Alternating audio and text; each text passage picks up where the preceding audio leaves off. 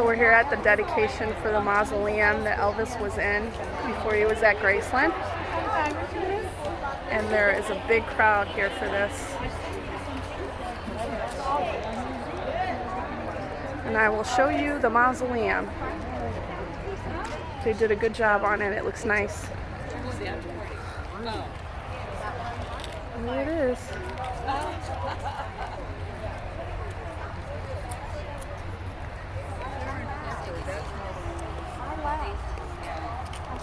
Did you have to pay for that? Yeah. I was like, Why do they do that? And that's the window of Elvis's crypt that he was in.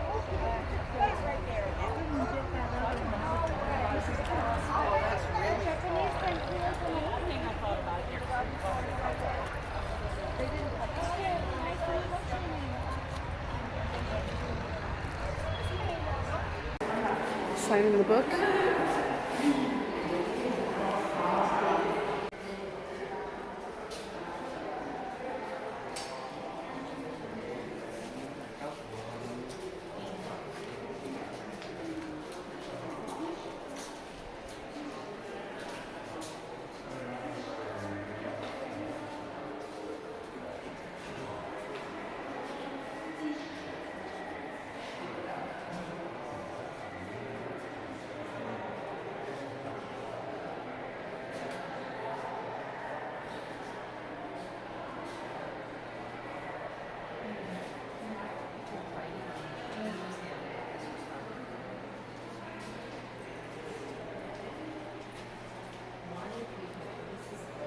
Looks really nice.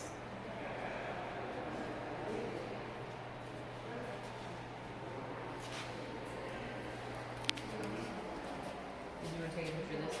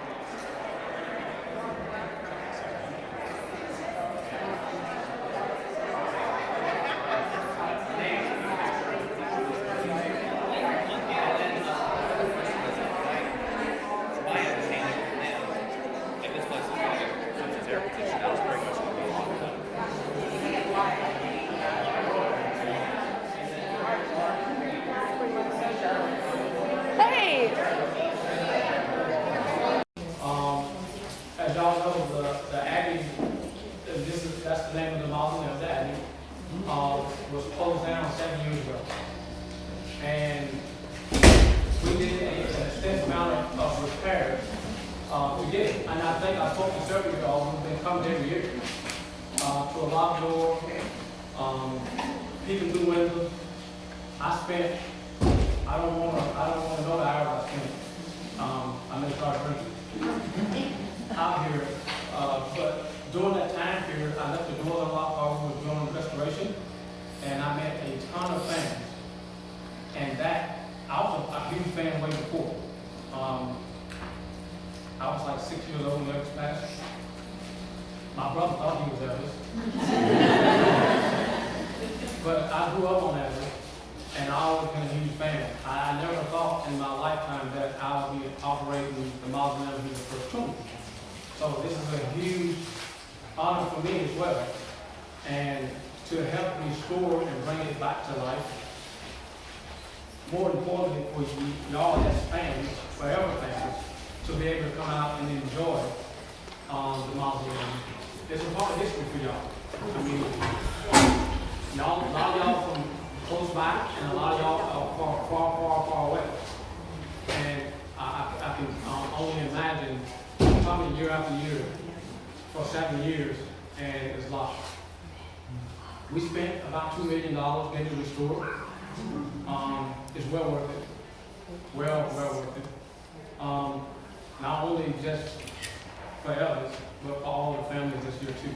We have like 105 families tuned here, and we took pride in making sure that families are able to come back and see their families as well.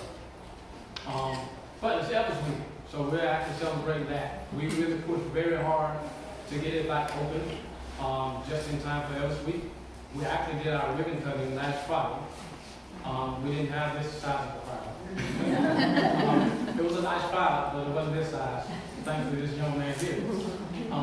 But we're more than happy to get this open for everyone.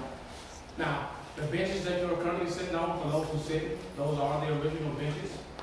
We kept those and restored because we want to keep everything as original as possible. And even down to the plants. Some of us wanted to get rid of them, and I said, no, we're going to keep them because this is part of the history.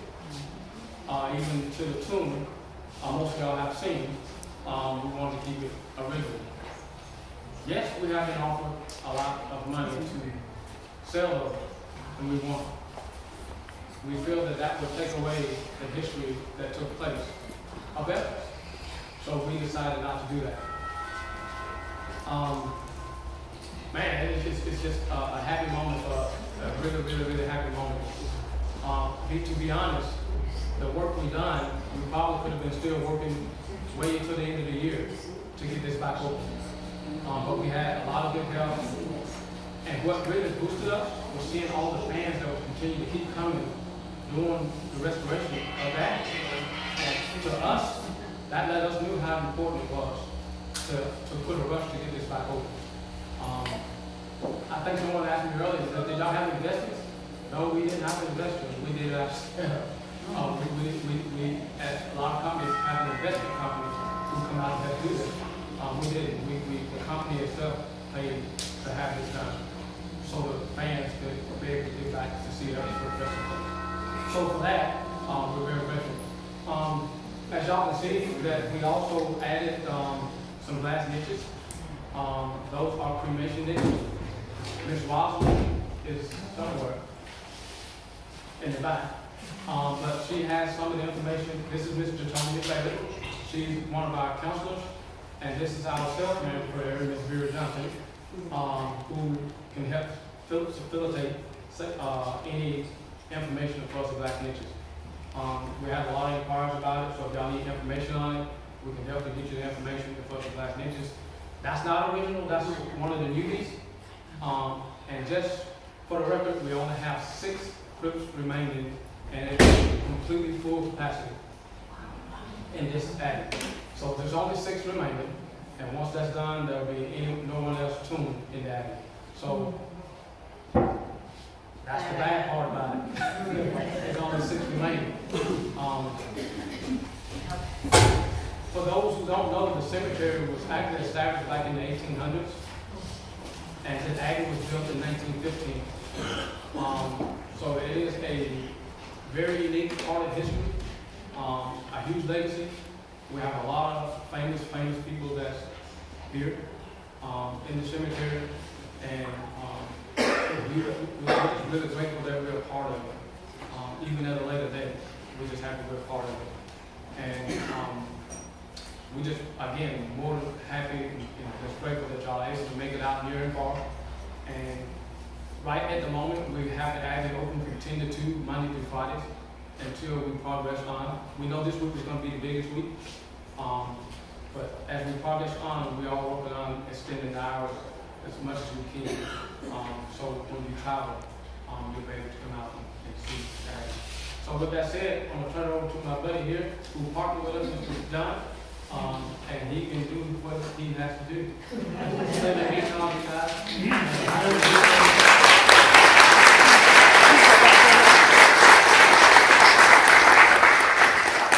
Well, we got that page of notes taken care of. That's originally Yeah, so I was here for the ribbon cutting, and asked them, I said, "You had anything go on grill this week?" They said, "No." I said, "That might be kind of fun." So thanks for coming out. How many people is this first time here? Wow. Wow.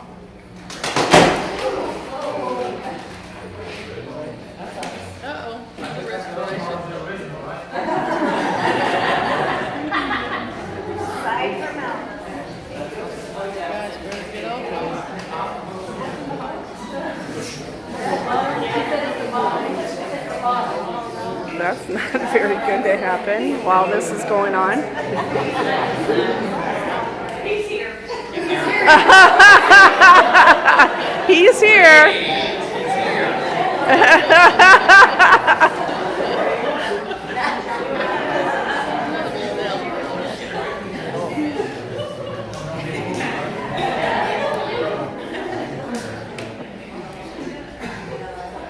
All right. So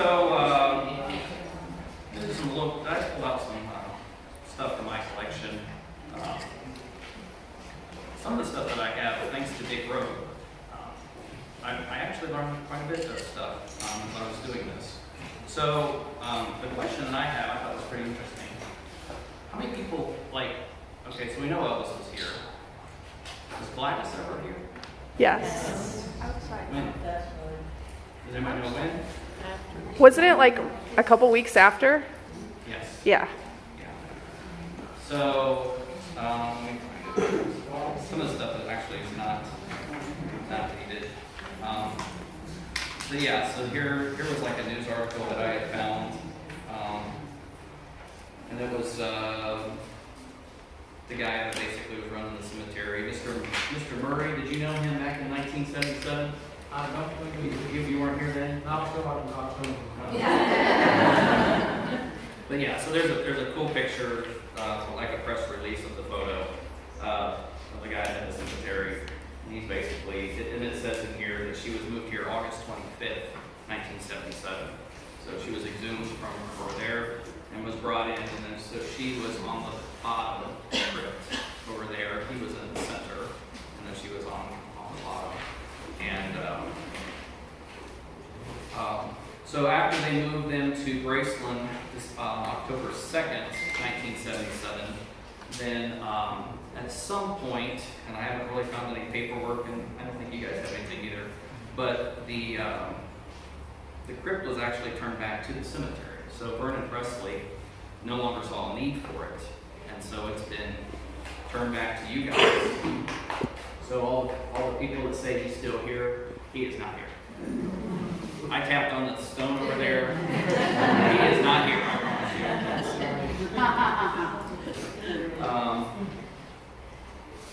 Yeah, so this place was built 1915.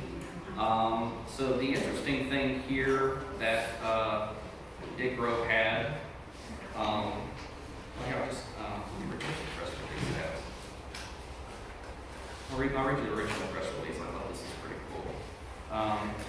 Gladys Presley is now at rest with her son. Forest Hill President M. Murray announced this morning that Gladys Love Presley, deceased mother of the late Elvis Presley, has been moved to the mausoleum in their Midtown location. Her crypt is located directly beneath the crypt of Elvis. Vernon Presley, the famed entertainer's father, made the decision to move the late Mrs. Presley to Forest Hill Midtown Mausoleum Thursday. That was August 25th. The transfer was made after hours Friday to ensure privacy. And then the other thing, and I think this actually might be floating around, this is the interment order for Elvis, and so that was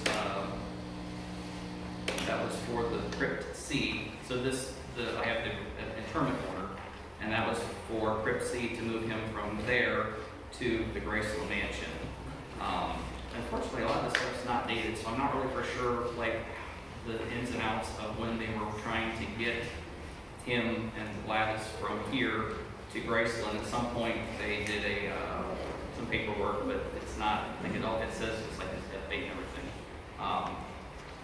And then this was the remarks was to remove to the mausoleum Tomb A, Crypt B, corridor Z, and if you go over there, there's actually a Z over there. And anyone know what the cost was for the removal from out there to here? Any guess? $752.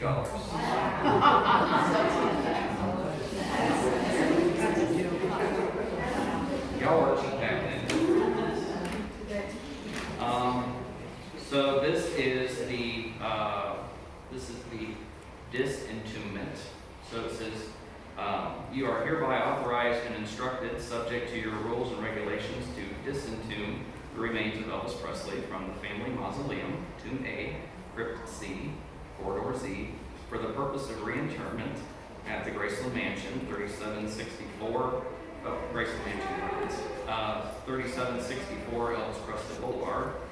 I hereby certify that I am the father and the above named deceased, and this is your authority to make disposition of the remains of the said descendant as indicated. I hereby certify and represent that I have the right to make this authorization, and I agree to hold Forest Hill Cemetery criminals from any liabilities on account of the said authorization to determine Vernon Presley. The witness. Anybody? Any guess who was the witness? Patsy Gamble. Patsy Gamble. So that is Jimmy Gamble's mother. She's still living. Patsy Gamble. She was in the office at that point. And then this is, okay, there you go. I just answered my own question with the date on this one. September 29th, 1977. Due to it may concern, it is my desire that the remains of my wife, Mrs. Gladys Presley, who died August 14, 1958, be removed from the mausoleum at Forest Hill Cemetery, located at 1661 Elvis Presley Boulevard, and it is my desire to be interred in a private cemetery located at 3764 Elvis Presley Boulevard. I request that the above execution by the Memphis Funeral Home, 1177 Union Avenue, Memphis, Tennessee, as soon as possible, and that was signed by Vernon Presley as well. And it's basically, so this is the document that they had for Gladys and them to be moved October 77. So the top one is for Gladys, and then the bottom one is for Elvis. It pretty much just says the same except for the names that's on there. So this is the paperwork, copies of the paperwork that I have. And then I wanted to show you a couple of artifacts that I thought was pretty interesting. So, this is a funeral home. Oh, wow. And I confirmed with the Memphis Mafia people that are still living, and some of them have passed. It was nothing to do with anything but the Presley estate.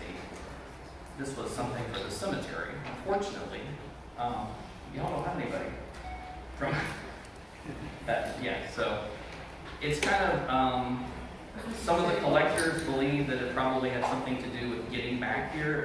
It was a logistical thing of getting back here.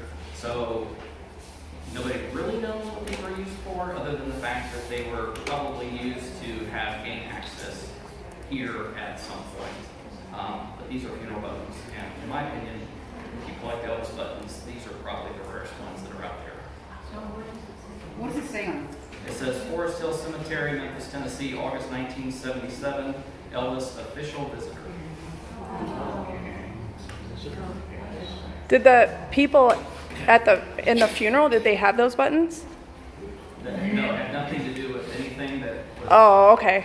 anything with Vernon or I was told by several people, Dick Grove included, that was something for the cemetery. It had nothing to do with it. Oh, okay. Everybody that has seen that was associated with Elvis said, I have never seen that before. Oh, okay. So it had something to do with the cemetery.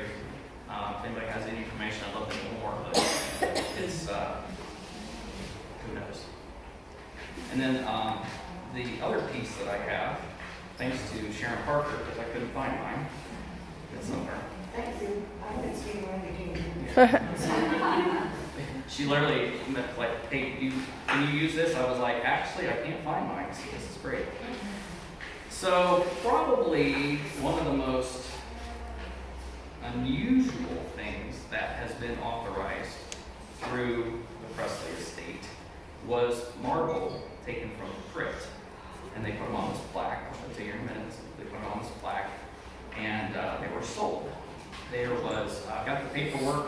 for it. There was, I think, 473 of these made. Says Elvis Aaron Presley, January 1935, August 16th. Original marble from the family room at Forest Hill Cemetery, Midtown Mausoleum, Memphis, Tennessee, where Elvis and his mother were entombed. And then it gives the date, entombed August 18th to October 2nd. For him and then Gladys, August 26th to October 2nd. And then each piece is actually numbered. And this is what they look like. That is so cool. So these were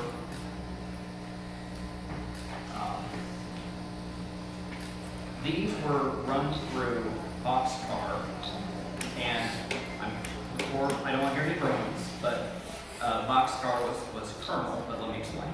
It was Vernon Presley who would have been given the okay to do this.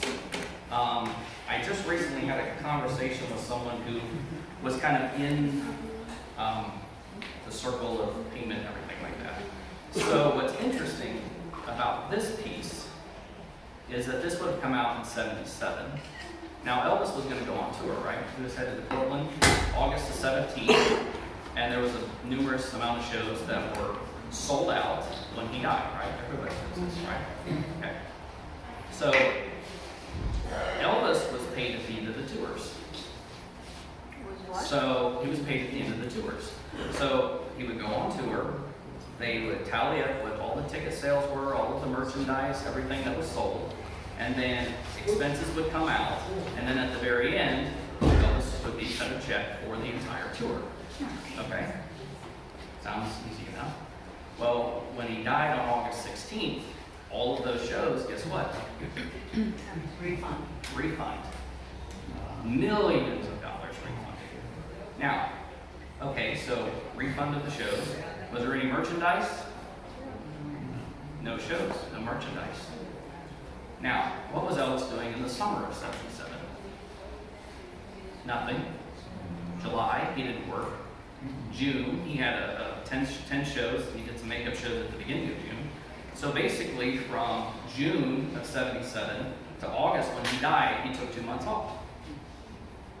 Sure, there was probably, Moody Blue was doing well and everything, but the money for the tours wasn't happening.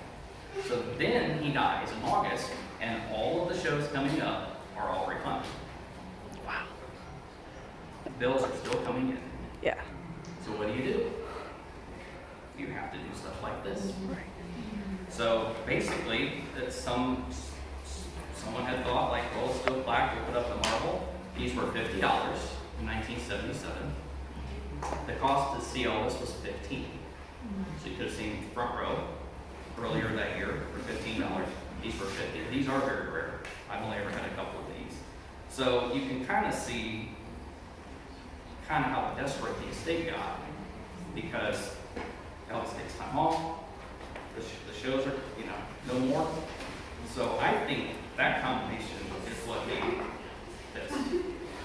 So it's kind of interesting that this is actually was signed off on as okay from Vernon Presley. Wow. Because I'm sure he probably still had bills for Lisa Marie, he still had property taxes coming in, and he probably just said, well, whatever you can sell, let's do it, because I just got notification that we just had to turn back, 15, 20, $30 million in ticket sales. So that is why I think this piece exists. Is it morbid? Yeah. But it kind of shows where the mind of the estate was with making sure that there was still revenue coming in. And this is for sale. Sharon has decided to sell this. What does it say on it? What does it say on it? It says Elvis Aaron Presley, January 8, 1935, August 16, 1977. Original marble from the family room at Forest Hill Cemetery, Midtown Mausoleum, Memphis, Tennessee, where Elvis and his mother were entombed, and then it gives the dates. So this would have been late. This would have been late '77 when this came out. And I had the paperwork for the company. There was a company in town that did it. And they just basically, when they moved him, they had leftover marble. And so instead of probably putting it in the trash, they just said, probably sell that and make some money to pay our bills for the estate of the street. Right. So that's why this particular artifact exists. So, and then I was just going to cover kind of briefly the story that Nick had told me about. There was a plot to steal the body and everything. So, a lot of kind of speculation on why nobody was ever prosecuted. But the insider information that I was told was that there was kind of a rookie guy on the MPD at this police department. And so there was a tip that Elvis's body was going to be stolen. So the Memphis police were aware of it, and they had a stakeout.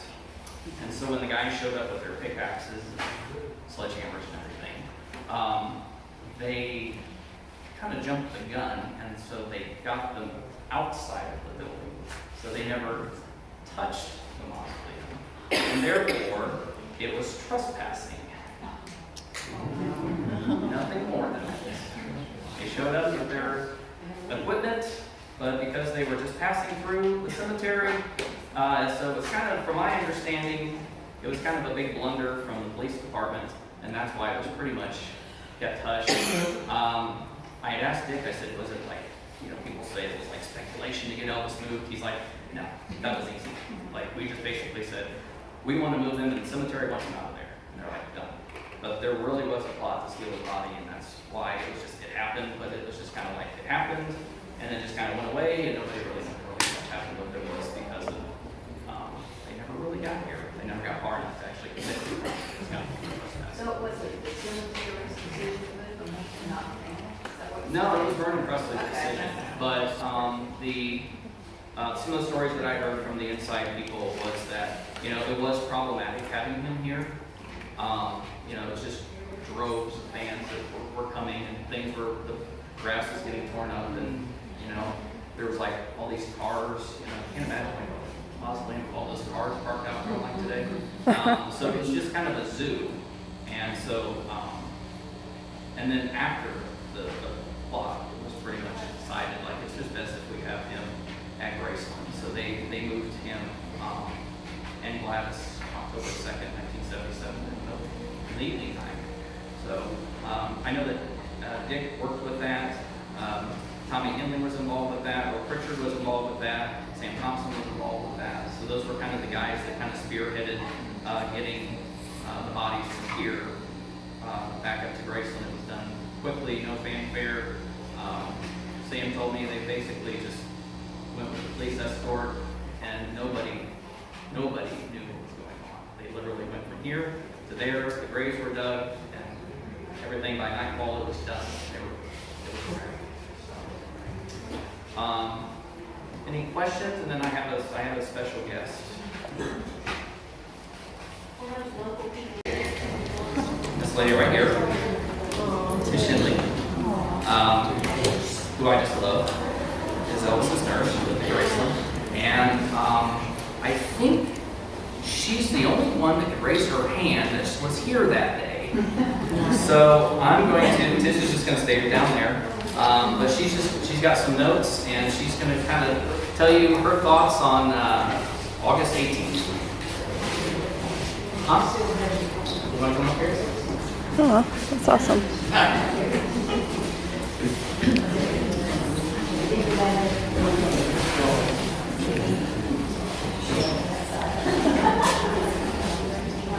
Step up. Good, next to the line.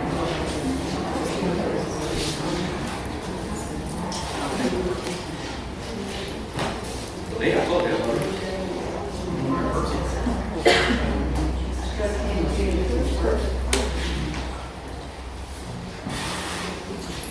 Well, I was Elvis's nurse from 68 to then. We lived at Graceland from 72 to 83. And I know you've seen all the pictures of all the flowers that was around here, all the people that was around, but it was, as everybody knows, a very, very sad day. But God takes care of us in really sweet ways. Because here we come in, they have the first up here, they're trying to get everything out. But when we got out of the car, the aroma from the flowers here was something like I've never had before in my life. It was just a sweet, sweet spirit. So I think that says a lot for what the fans had done, to have present here for him. It was kind of scary because the guys that was weighing 2 pounds, the casket was huge, they had it on a rail thing to put in. And these pallbearers with their suits trying to get him up these steps was unbelievable. I thought his all going to break down and fall. But the place was packed. They had moved some of the benches out of here to get everything moving over. I was sitting on about the second to the back row back there. The service was very short, maybe 10, 15 minutes at the time then. And he was right up here. And then there was a sweet prayer, a few words spoken, and a sweet prayer. And then that part of it, it was over. But Elvis and I were watching television one night, and this is for the benefit of you guys. Watching TV one night, and somebody died. And there was somebody that was really famous or that we really personally knew. And Elvis got really, really quiet. And I said, Elvis, why is that bothering you so? My name is Tishane. And he says, Tishane, when I've been dead and gone 5 or 10 years, they'll say Elvis over. 47 years later. Aww. Aww. I was very, very blessed. I traveled with you, and I'm telling you. So I used to tell Elvis the more you cry, the less you beat. But he loved his family. I said the 4 F's. His family, his friends, his faith, and his family. That was the 4 F's I gave him. You did not say anything bad about his fans unless you wanted the temper side of Elvis, which he did have, come out because he would put you in his place. If you worked for him or if you were standing by, you did not say anything bad about his fans. There was not a bad thing in Elvis's eyes, ever. I took a lot of my vacation and traveled with him. I had a full-time job. He was my full-time, part-time job. And when I went on the road with him, I didn't get to meet the fans. I stayed in Elvis' closet for years because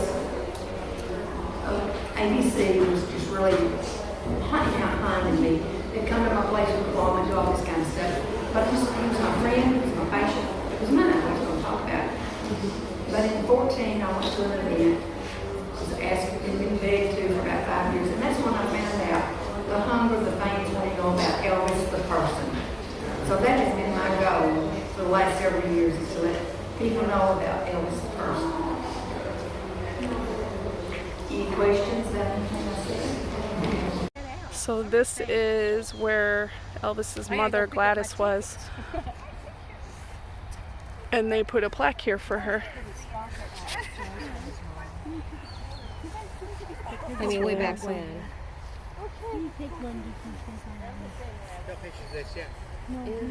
No pictures? No pictures? No, you can take pictures. No, we took some the other day. We got most of it.